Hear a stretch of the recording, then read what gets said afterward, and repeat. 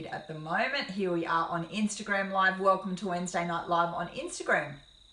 So tonight on Wednesday Night Live, I'm really looking forward to this topic. Thank you so much for Brett for sending it through.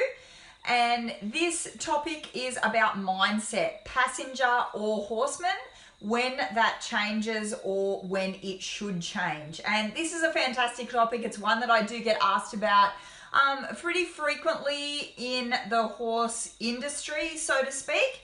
I think that everyone at some point in their riding training timeline feels like they are a passenger at some point or feels like they should be a passenger at some point. So the first thing that I want to clarify on this topic is that I am never a passenger unless it is against my will. So when I say that, when I say I'm never a passenger, what I mean by that is that I am always a pilot. I am always in control of the ship. I am maintaining the direction. I'm choosing the direction. I'm choosing the speed. I'm choosing the gate. I'm choosing when we turn left, when we turn right, when we stop, when we back up, when we change gate, etc., etc. I don't let the horse make these decisions as an overall general rule. The horse is always looking for leadership. This is the reason that I'm never a passenger.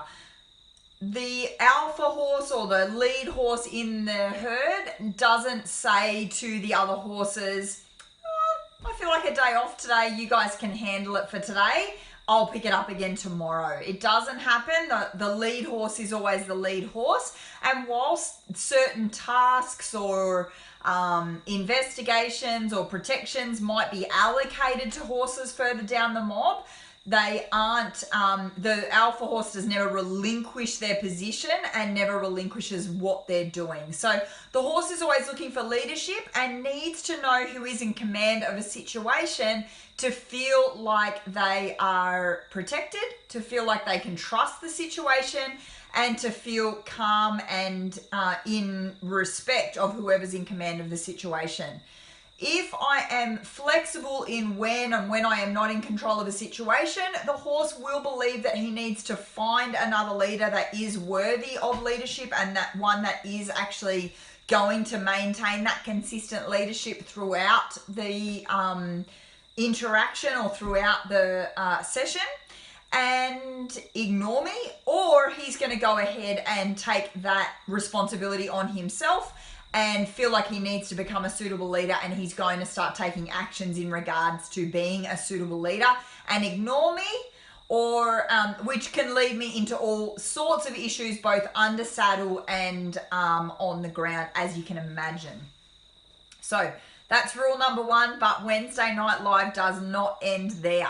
It does open up a whole lot of questions in terms of how I'm relating to the horse and during different phases of his training. And to be honest, it is flexible. We do fluctuate, and I guess there's give and take, even though I'm always the leader, I'm always the pilot, I'm always the boss, I'm always the alpha. Whatever word you want to attribute to what we're talking about, I'm number one. That doesn't change, it doesn't fluctuate, but there's give and take in regards to the situation.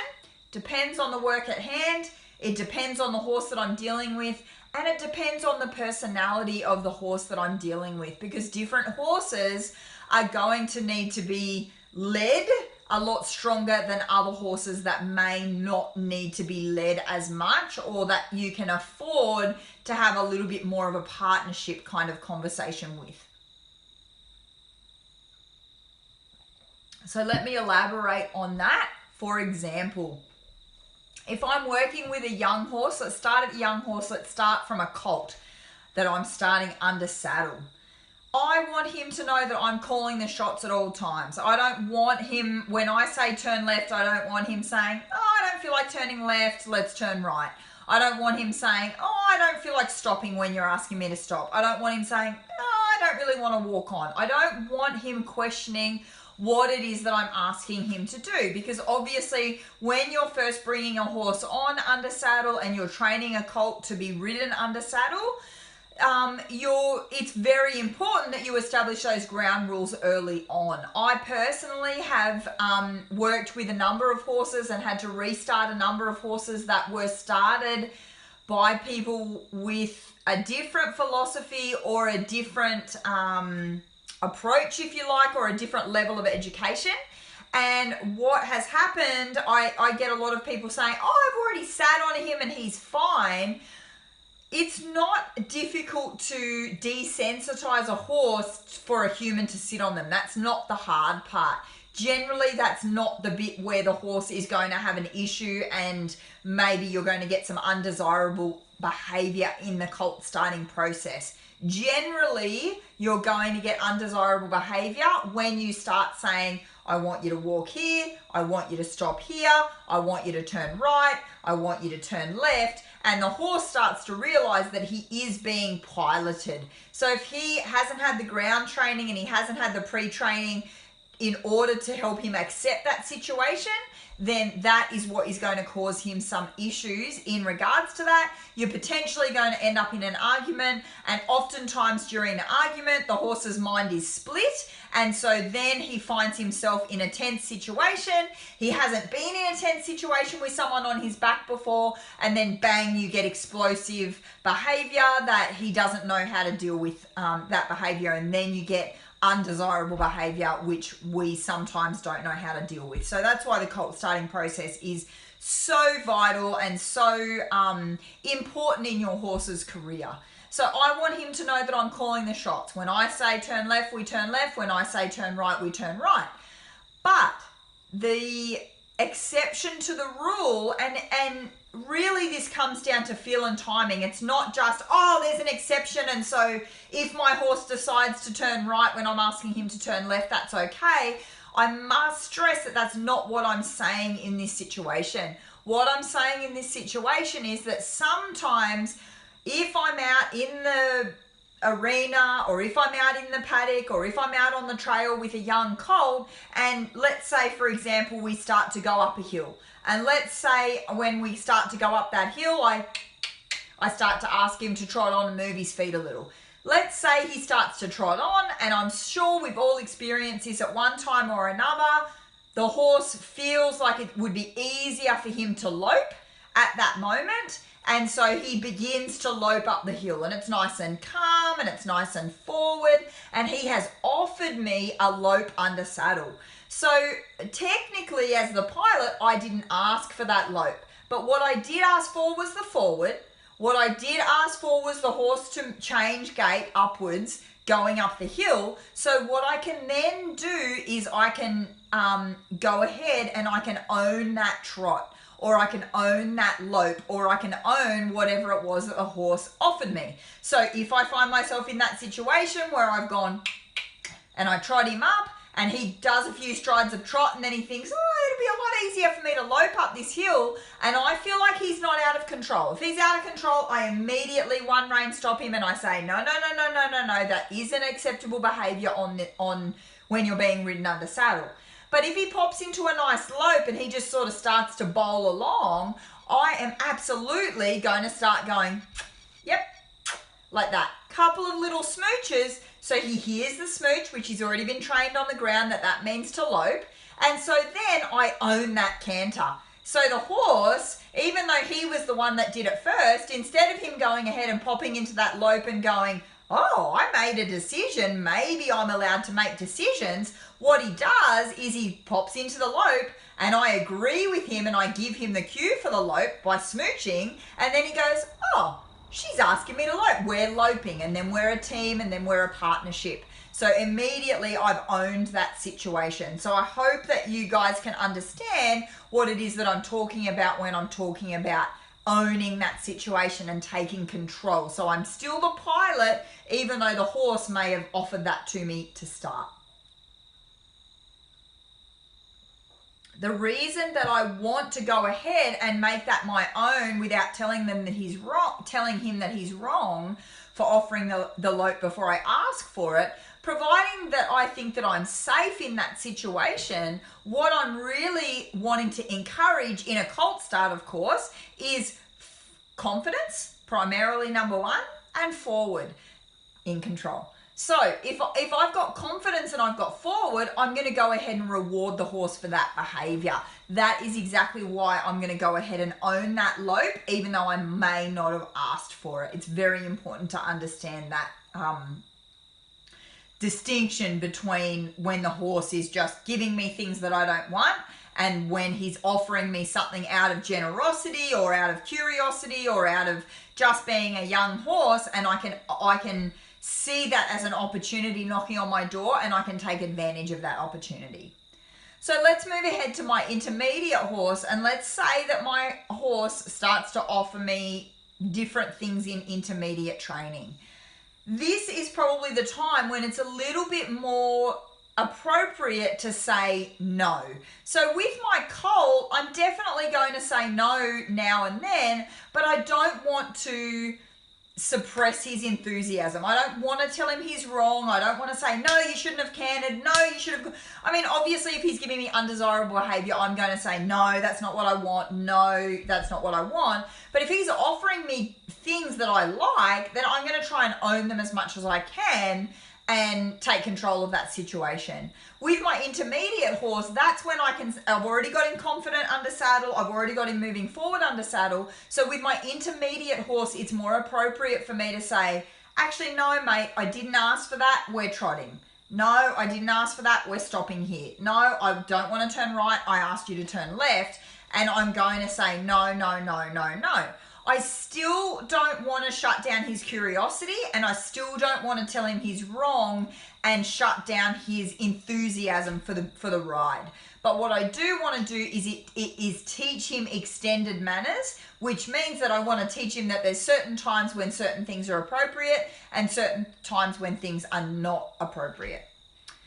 So then we're moving on to my more advanced horse, and he might learn a little bit more on top of that how to toe the line. I really want him to learn to have a focus at hand, and I really want my advanced horse to start tuning in and dialing into the task that we're working on and the lesson of the day. So I'm going to be a little bit firmer again on my advanced horse, where I'm saying, no, mate, today we're learning canter departs. And so I don't want you to give me this stop. I don't want you to give me the extended trot. I don't want you to give me a turn on the haunches. Right now, I don't want you to offer me a piaffe on the spot. What I want you to do is halt to canter. That's what we're working on today.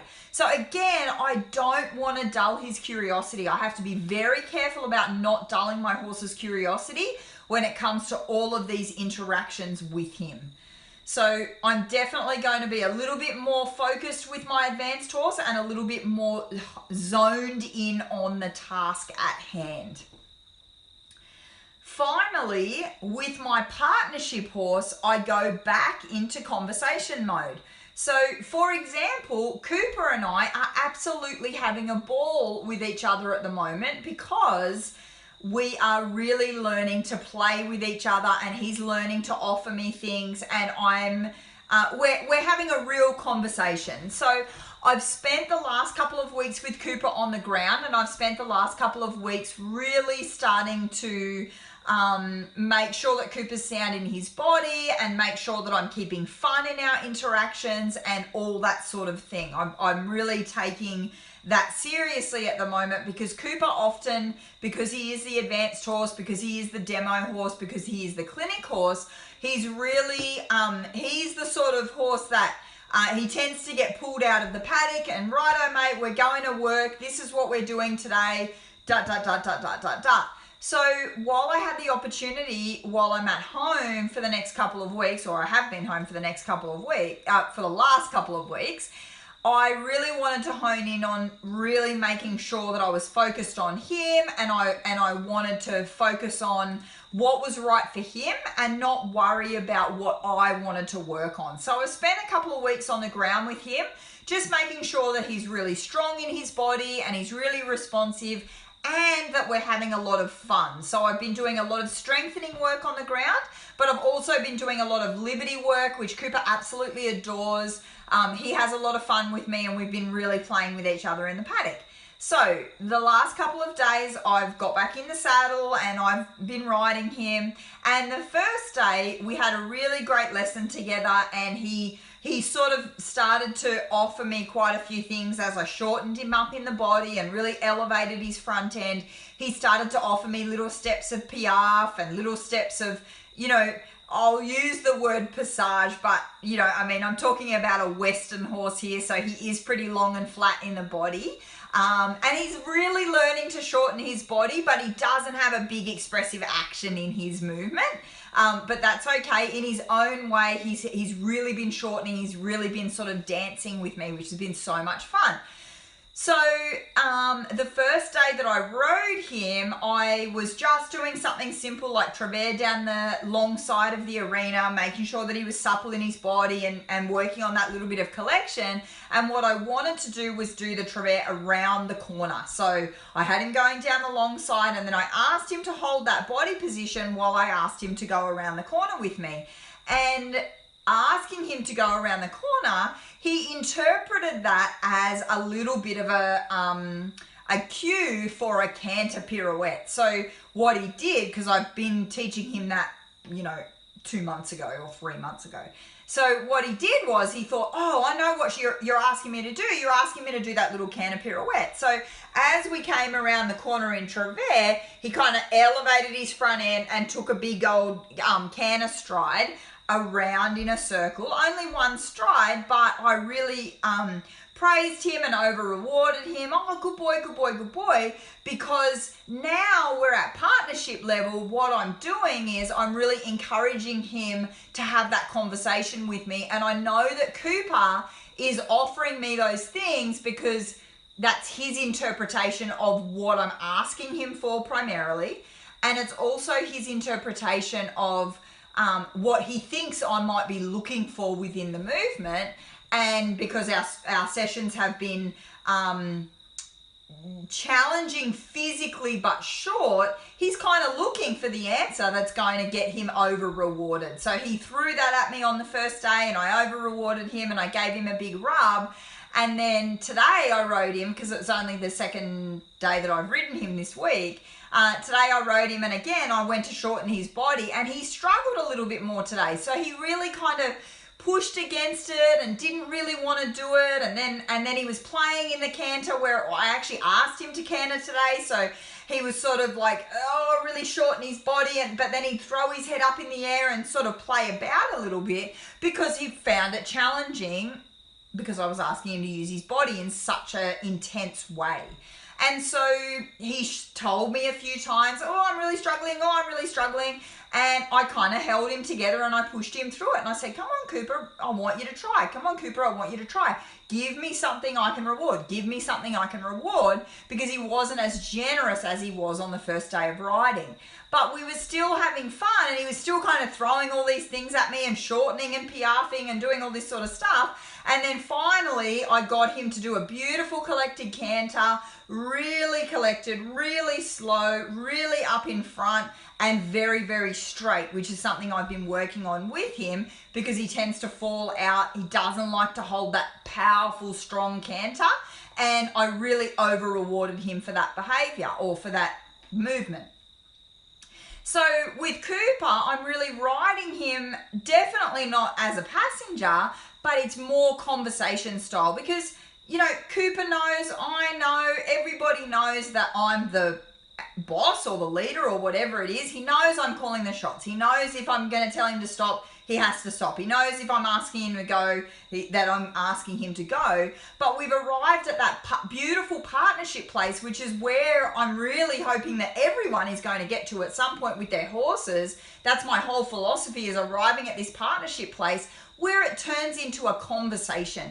What I'm really desiring with my horses is that conversation style. So if my horse is saying to me one day, hey, I don't have a canter to part in me, but I've got a piaffe, then I'm going to go ahead and I'm going to run with that piaffe. Now, when the chips are down and I really have to ask Cooper to low pier, or, you know, let's say do a cowboy dressage test, of course he's going to be required to do the things on particular markers and do movements at particular markers. I'm not saying that all that discipline, so to speak, goes out the window. But what I'm saying is that my partnership horse arrives at a conversation style where we can actually feel each other. And this to me is what feel is. It's the whole heart and soul of when horse men and women talk about feel. To me, feel is conversation. Feel is the ability for me to feel what my horse is offering and for my horse to feel what I'm offering.